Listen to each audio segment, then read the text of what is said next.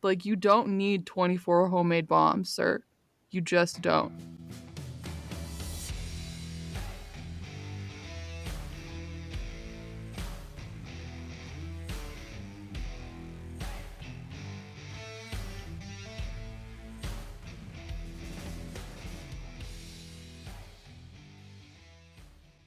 Hi, I'm Chansey.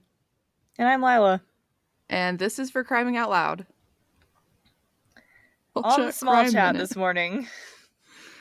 I was reading, I was actually like sourcing one of our other episodes last night, and I stumbled upon this crime story that horrified me. And it's actually not new crime story, but there's a verdict that's new. And so some of you might have heard that there was a teenager in New Mexico that last January of 2023, she like went into the doctor because she was having back pain, and the doctor told her that she was pregnant and in labor.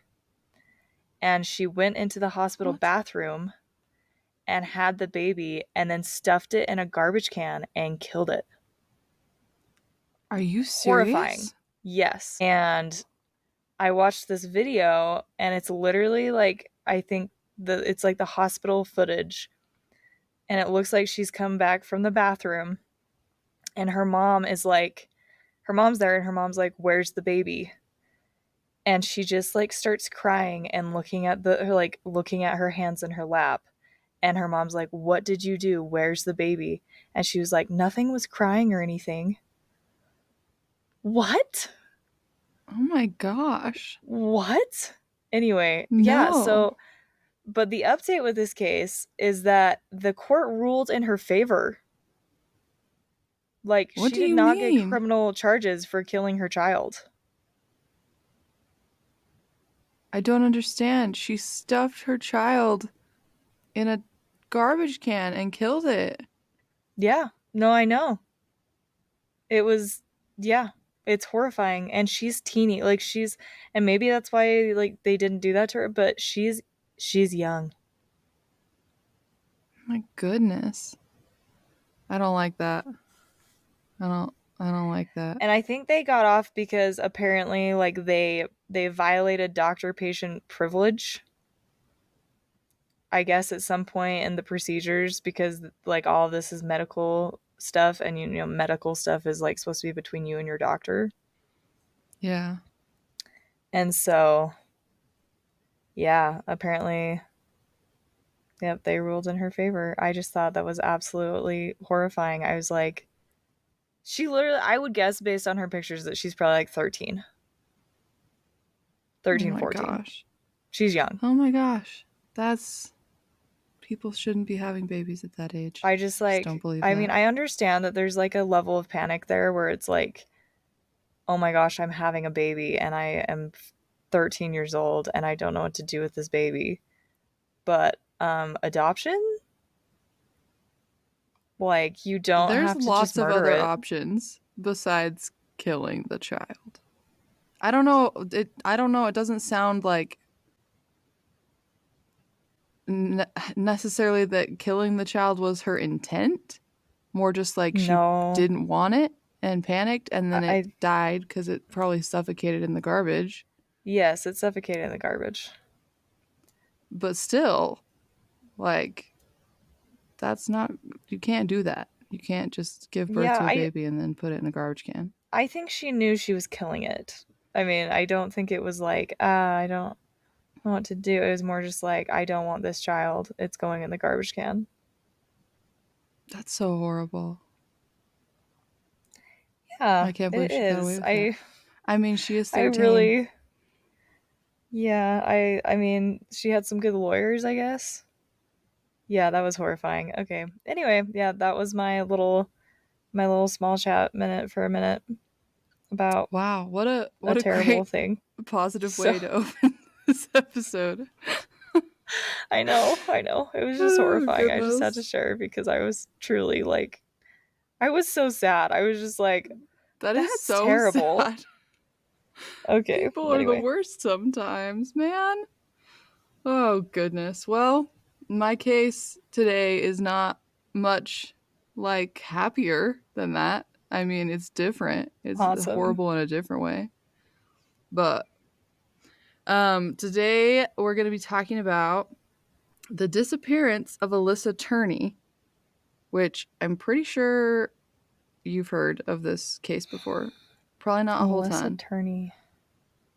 Sounds vaguely familiar. I'm sure once you start talking about it, I'll recognize it. Yeah, I think you'll recognize pieces of it if you don't like remember the whole thing. But Alissa Turney was 17 years old when she disappeared.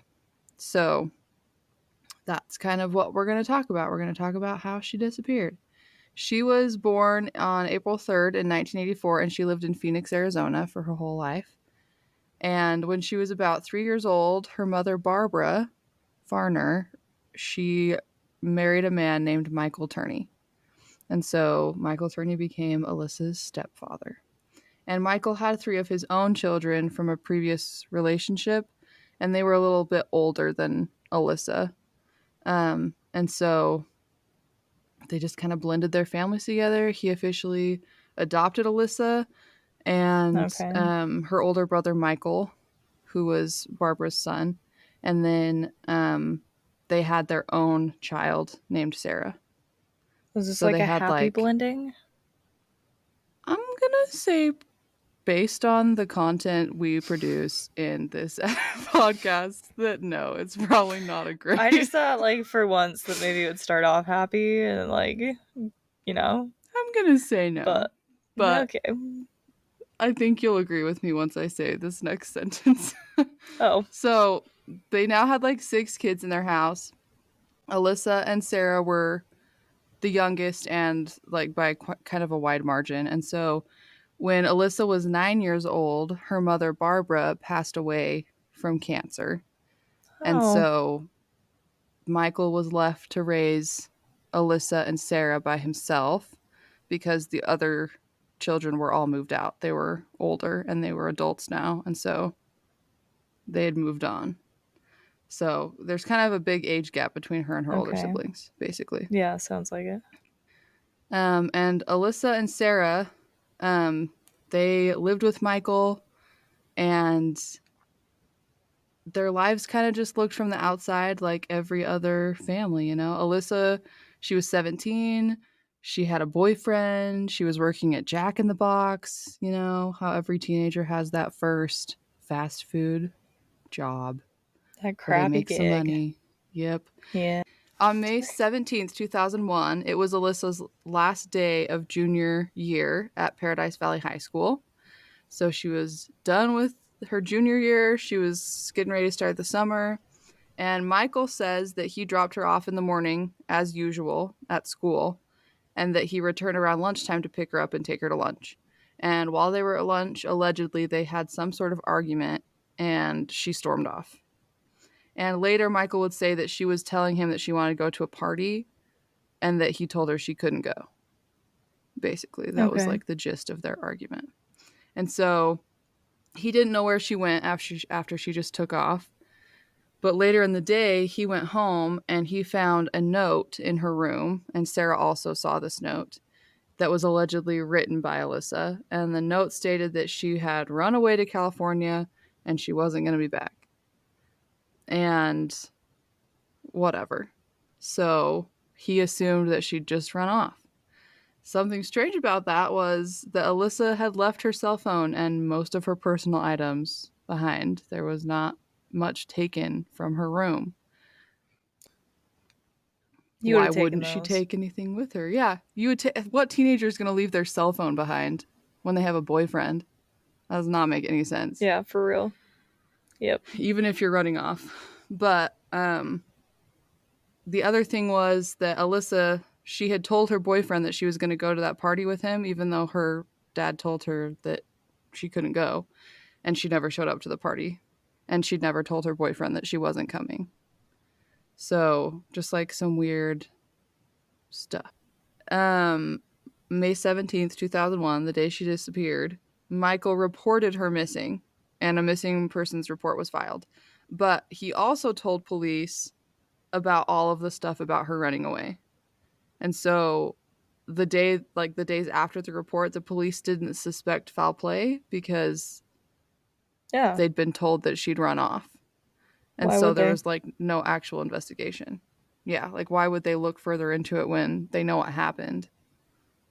I Right. still don't really get that, but like it's fine. That's just what, like, if you're told they're a runaway and you've got other stuff you've got to look into, I'm sure that's just not at the top of your priority list. I get that. And they did like a little bit of like just following up and making sure she was okay. And they like talked to her friends and siblings, and they found out that Alissa was tired of her stepfather's super strict rules and she didn't want to live there anymore, and she was telling people she couldn't wait to be 18 so she could move out. And they also found that in 2000 she had written an essay for a driver's ed class where she had like calculated how long it would take and how far away California was so that she could drive to California.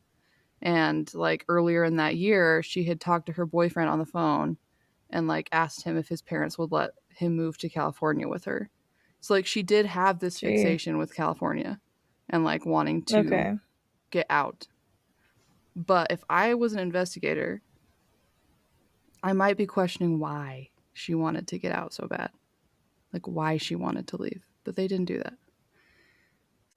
And based on that information, like all the friends and stuff being like she doesn't want to live there anymore, they just went with Michael's story and she was a runaway, and they just labeled it as that and left it there.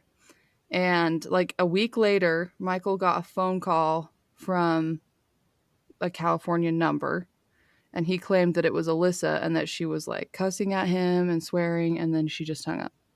And that was like the last he ever heard from her, was like a week after she was reported missing. So why would you do that though? Like why would you call just to cuss out your, I mean that's her stepfather technically, right? Yeah, I mean he like raised her since she was like 3, but like yeah.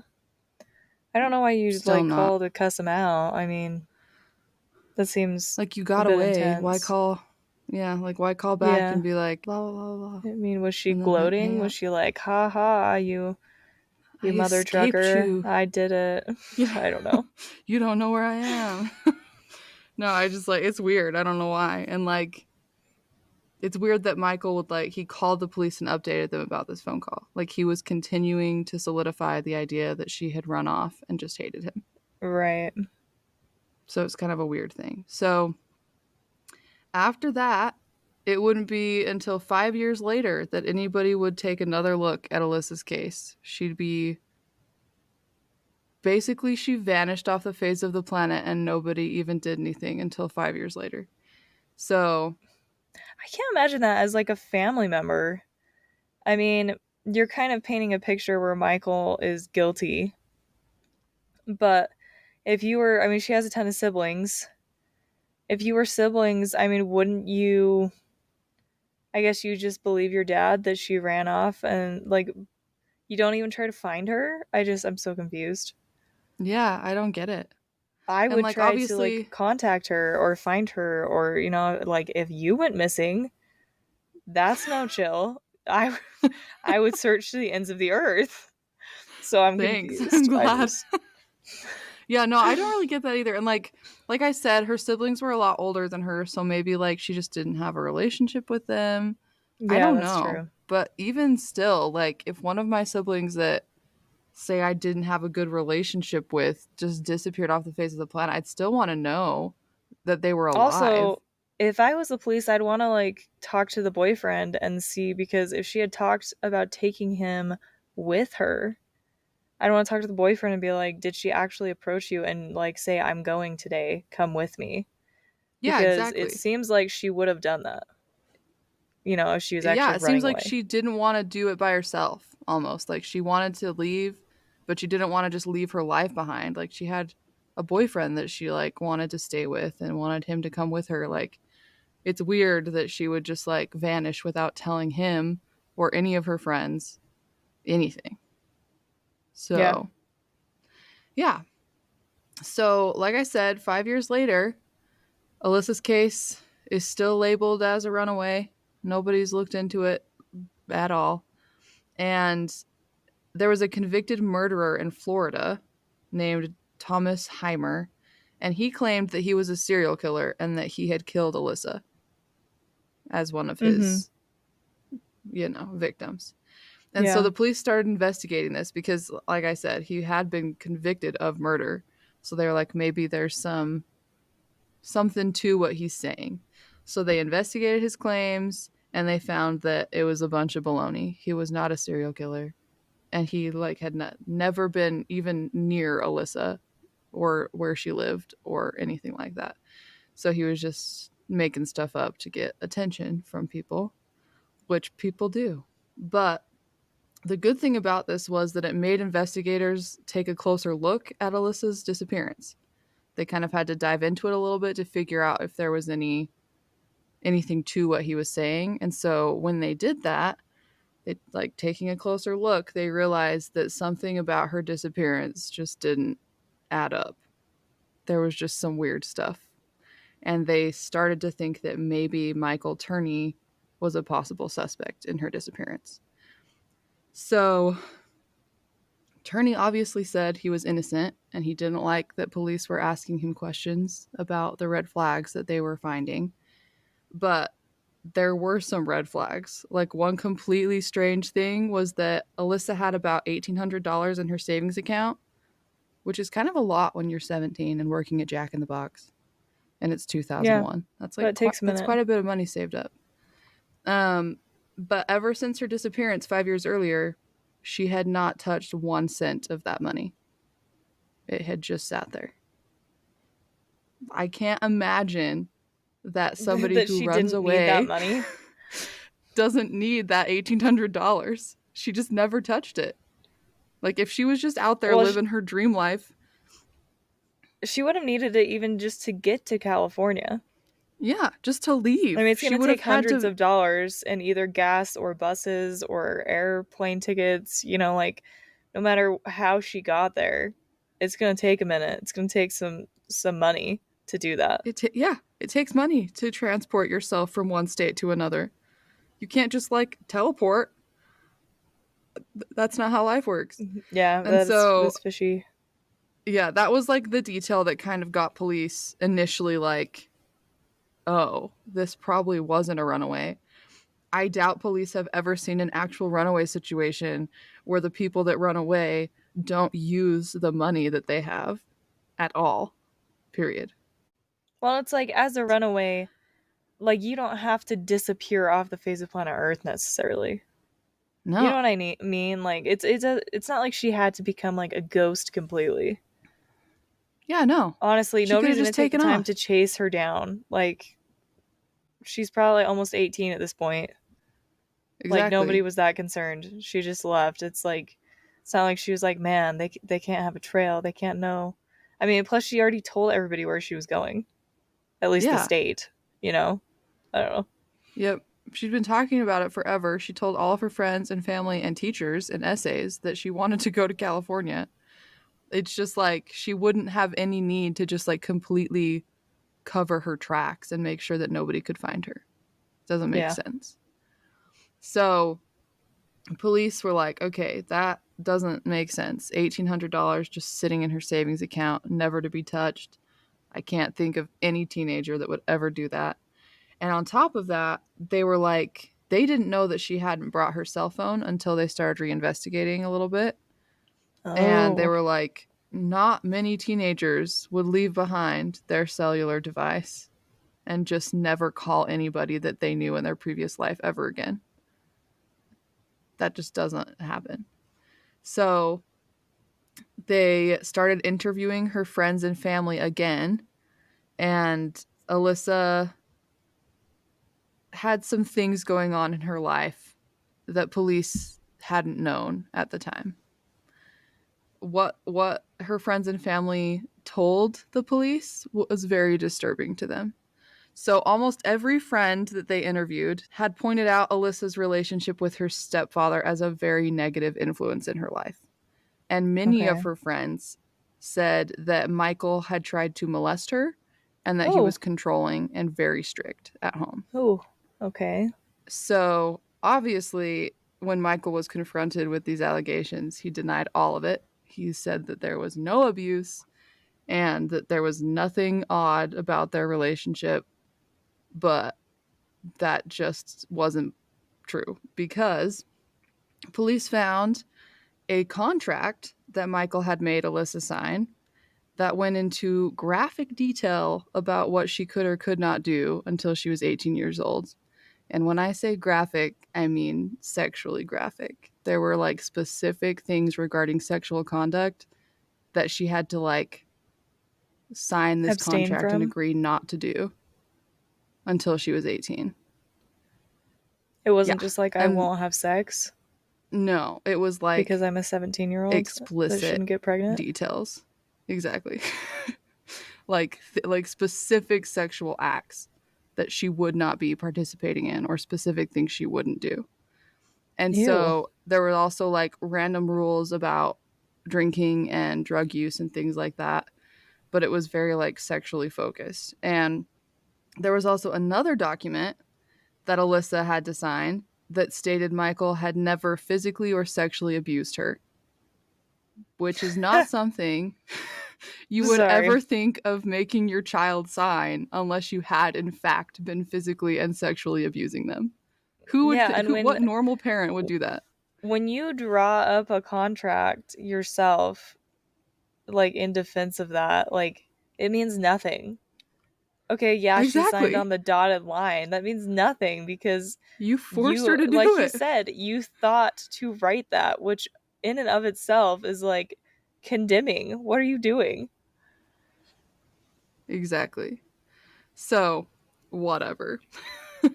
A forensic psychologist who was working on the case, his name was Dr. Eric Nelson, he went over these contracts and documents and stuff, and he said, quote, "They were incredibly disturbing and way outside the bounds of even a protective parent-child contract," end quote. So he was like, this was beyond inappropriate. Not normal. Nothing about this was normal. Nothing about this was normal. So reporters got wind of all of this weird stuff going on, and they asked Michael about it. They were like, do you think that these contracts were normal things for a parent to ask their child to sign? And Michael responded that he thought it depended on who you asked, and that if it was the reason, and he was like, if it was the reason that she ran away, he felt bad about it, but that he thought it was totally normal. Basically. Yeah, that's not totally normal, dude. No. And also, did he do this with any of his other children? No, it was specifically Alissa. Yeah, that's what I'm saying. Sarah didn't have anything to do with this. If it's normal, you do it with all your children and you're just a weirdo. But what's not normal is to single out one child and make them do weird stuff like sign these contracts. Yeah. And what's also weird about it is, like, at least to me, like, no sources said anything about this, but, like, Alissa was his only stepdaughter. Like, he had a stepson, and he had a, Sarah was, like, his child was Barbara. His child. Yeah. Yeah. And he had 3 older children, but they were all his biological children. Like, Alissa was the only non-biological child he had under his care. So I don't know if that, like, meant that I would see that he saw her differently. You know what I mean? Yeah. Potentially. Yeah. He thought it was less weird because she wasn't, like, actually his. I don't know. I mean, obviously it's gross either way if, like, this stuff is true, but I just wonder if that caused him to see her differently than he saw his other children. I don't know. I would definitely think it could.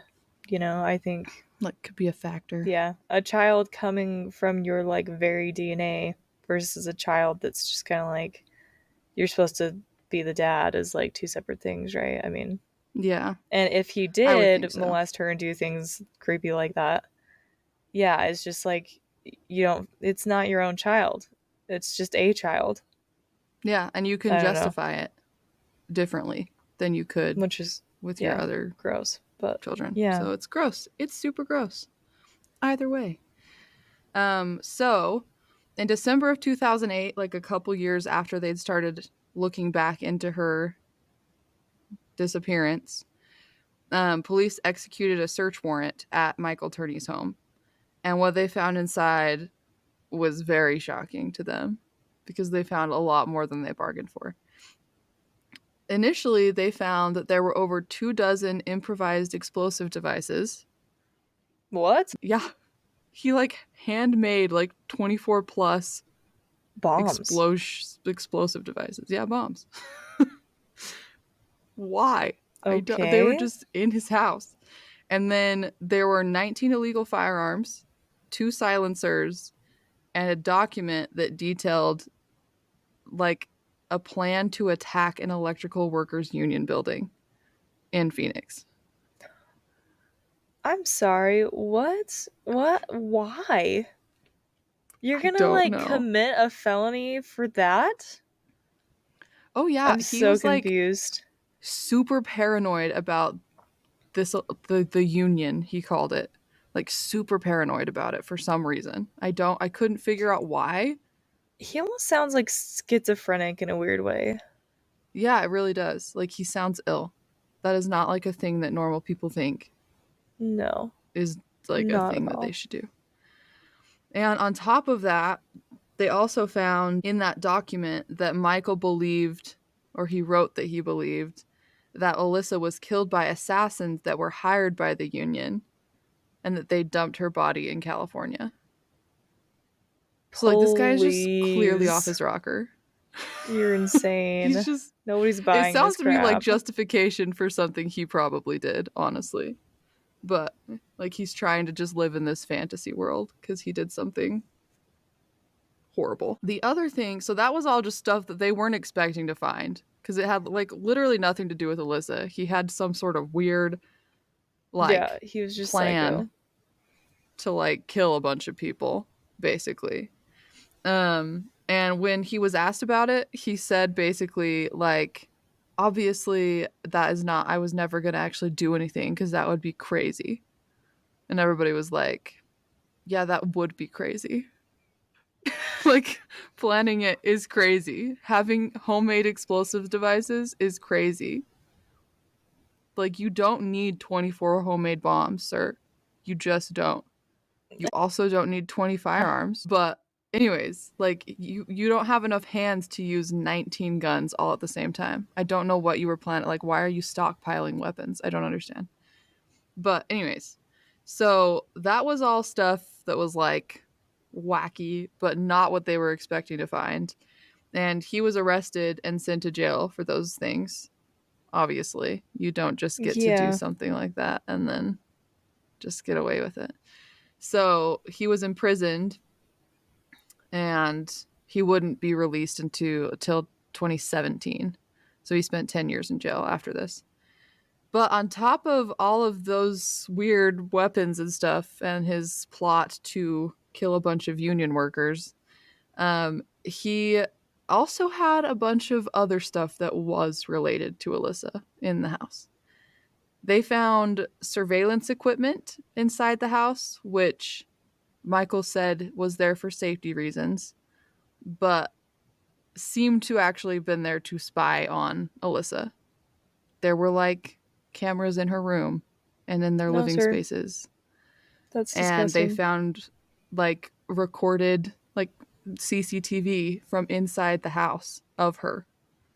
That's gross. That was just, and only of her. Like we said, he was fixated on Alissa, not on Sarah.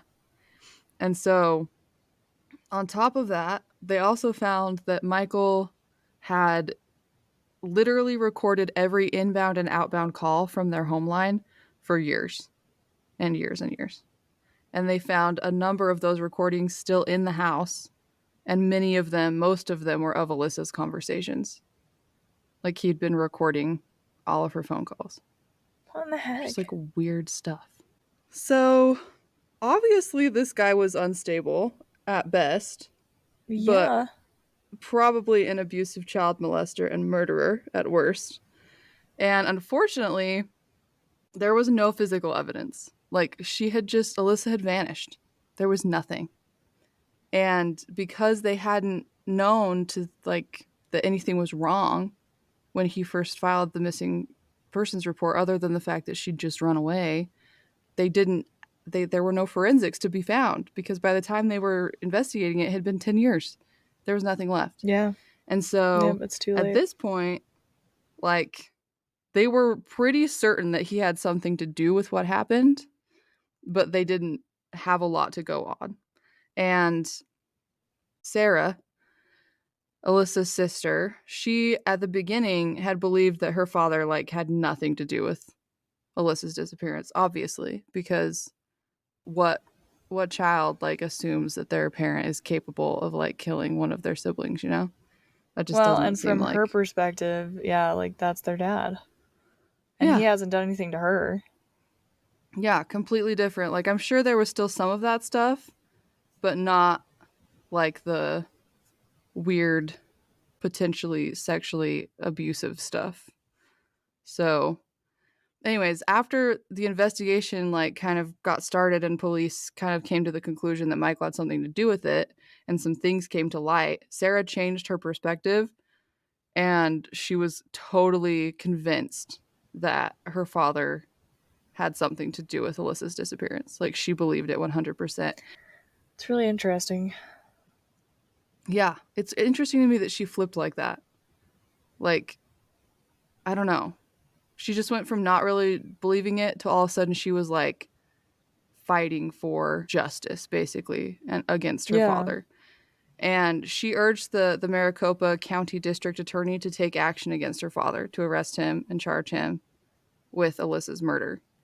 And she like took to social media to try and get people to petition against him and all sorts of stuff. And Sarah wasn't the only one of Michael's children that thought that he was guilty. His son James said that his father had abused Alissa through like coercive control, is what he called it.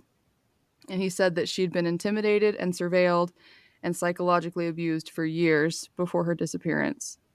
And that it like wasn't, he didn't believe that it was like outside the realm of possibility that Michael would have killed her. And so like the fact that his own children were turning against him is really telling to me, that they were just like one by one jumping off of his ship. So despite the fact that there was no physical evidence linking Michael to Alissa's disappearance, Michael was arrested and charged with her murder in 2020. Wow. Purely based on circumstantial evidence, and very little circumstantial evidence at that. It was basically, the case was built on the fact that he had been abusive in some ways that they could prove. And like we know, that old saying, no body, no crime, or the Taylor Swift song, no body, no crime, if you will. That's funny. Because they had no idea where Alissa was or what had happened to her or where she'd ended up, and they couldn't prove that she was actually dead, his conviction was overturned 3 years later. So in July of 2023, Michael was acquitted by a judge and the charges were dismissed because, quote, there was no substantial evidence to support conviction, end quote. So, which is true.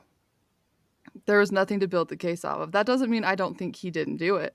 I just don't think that they could prove it. And I think that legally, like, the judge was probably right, even if it sucks.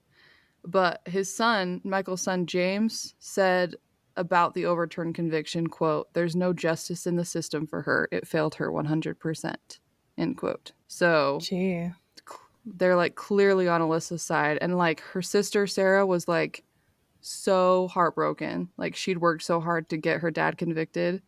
And then it just like fell apart 3 years later. So honestly, I'm not super sure like if he did this or not. I think he probably did. But police can't prove it. They literally cannot prove it. There's nothing. I mean, there's no physical evidence. There's no anything. And the thing that's hard for me, it's like you would think, the issue is you would think that there would be physical evidence left behind, but the problem is there probably was. But after years and years and years of not looking into it as a murder, like that evidence would have been gotten rid of and easily within that time period. Exactly.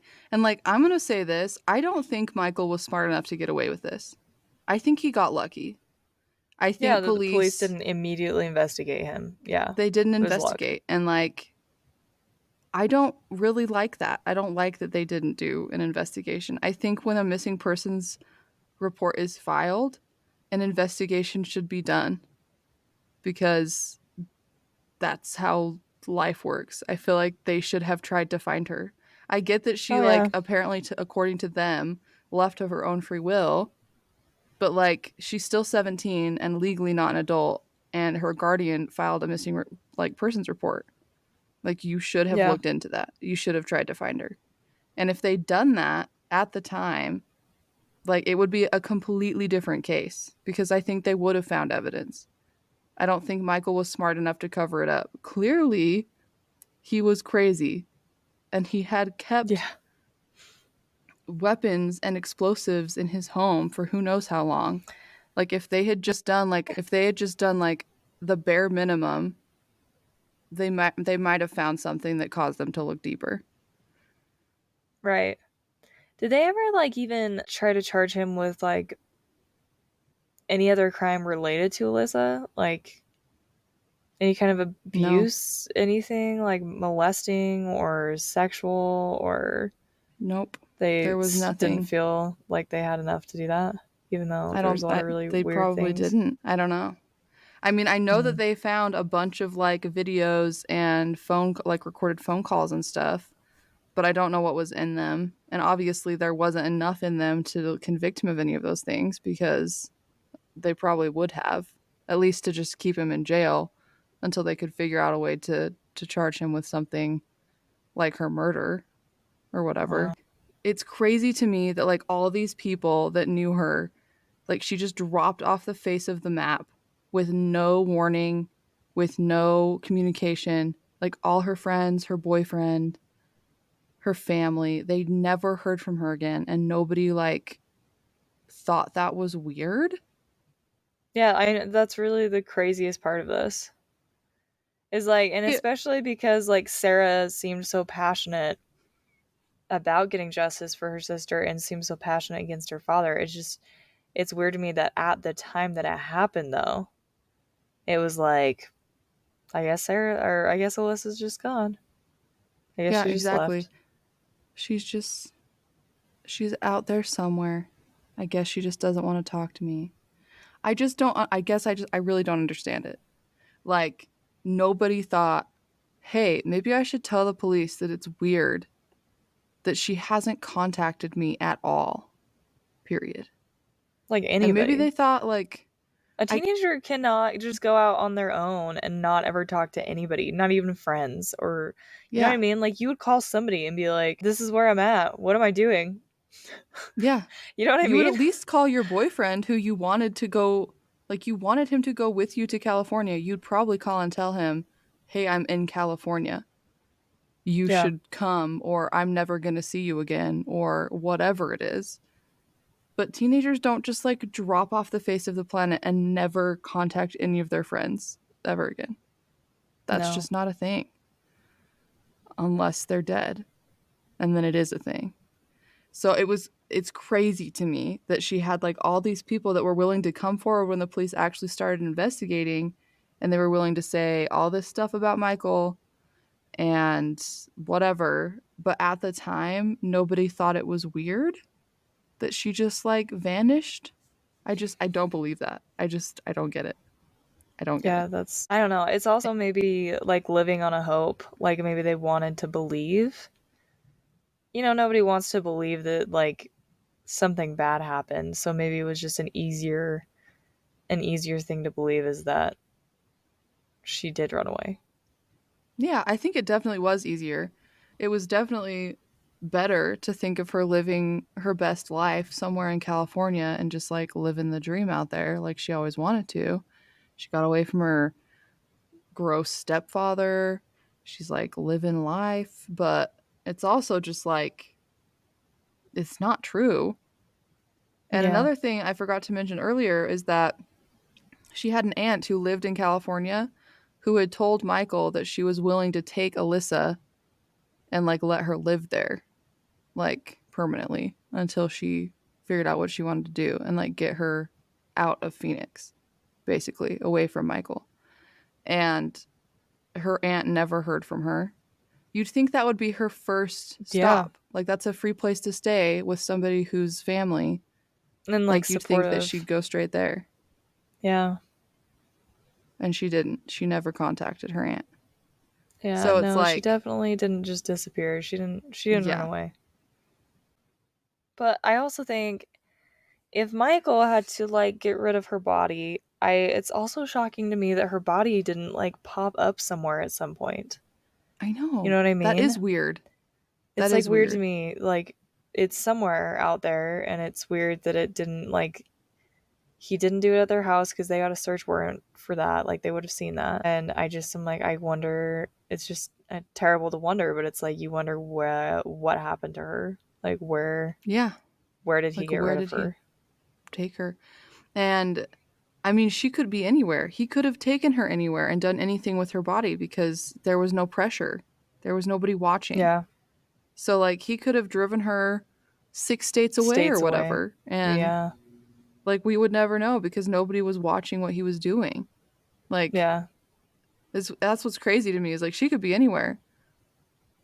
Like I think the reason that Michael will never be held accountable for this is because police didn't do their job at the beginning of this. They just didn't. And like I'm sure they get like thousands of these reports like all the time, especially in a city like Phoenix. Like it's a big place and there's lots of people, and I'm sure they get tons of missing persons reports, and they don't have the resources to track down every single runaway teenager. But like that was their job. They had that one job. Sucks that they didn't do it on this one. The reason that Michael's home free is because nobody bothered to look into this case until it was 10 years too late. So, anyways, that's basically the story of Alissa Turney. If I had to bet, I'd say Michael is 100% responsible for whatever happened to her, based on everything about their relationship. But Alyssa's never been found. I hope maybe one day she is and we can get some justice for her. But until then, that's all we really know. Thanks for tuning in this week. Thanks for being here. Listen to us next week. Share us with your friends. We're on the social medias. We're on Instagram at @ForCrimingOutLoud_podcast. We're on Twitter at Criming Out Loud. We're on Facebook for Criming Out Loud. Check our website out. It's there, forcrimingoutloud.com. We are also on the Gmail, so send us an email forcrimingoutloud@gmail.com. We are glad you listened. We hope you enjoyed this episode, and we will chat with you next week.